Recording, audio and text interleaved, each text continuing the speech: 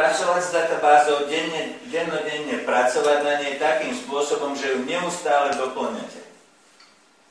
Pretože ak nebudete rozumieť poriadne hodnote vašej databázy a nebudete poriadne rozumieť tomu, ako sa s ňou dá pracovať, môžem vám povedať, že rovno zabudnite na to, že budete mať niekedy veľký profesionálny úspech, čo sa týka predaja.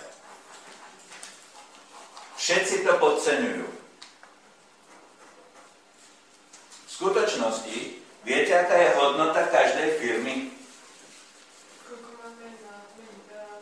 Presne tak. Hodnota každej firmy je v takej istej miere, koľko tam má mien, koľko tam má aktívnych adries, koľko tam má aktívnych telefónnych čísel, že keď tam teraz zavoláte, tak nájdete tú osobu, s ktorou sa chcete stretnúť.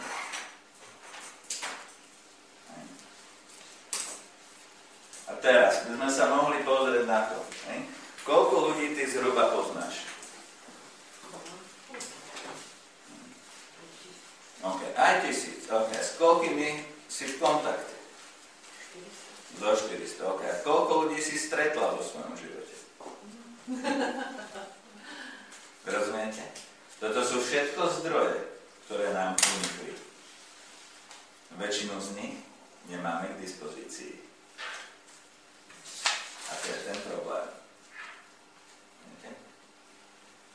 Keď sa tak trošku teraz zamyslíte, koľko ľudí z vašej vlastnej rodiny, rozumie tomu, čo robíte a čo predávate? Koľko tomu naozaj rozumejú z vašej vlastnej rodiny? Pôjdeme len do tretieho kolena, bratrancov, ďalej už nemusíme ísť.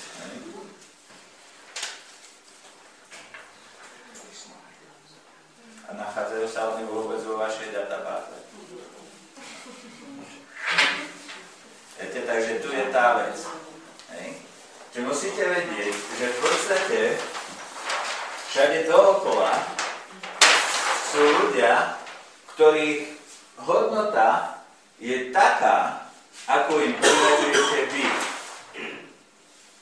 Ak z nich robíte ľudí bezcenných, viete, čo vám dajú?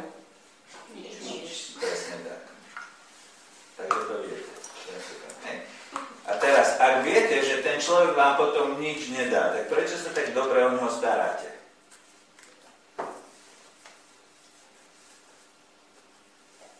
Viete, lebo keby sme možno si pamätali tú vec, že dávať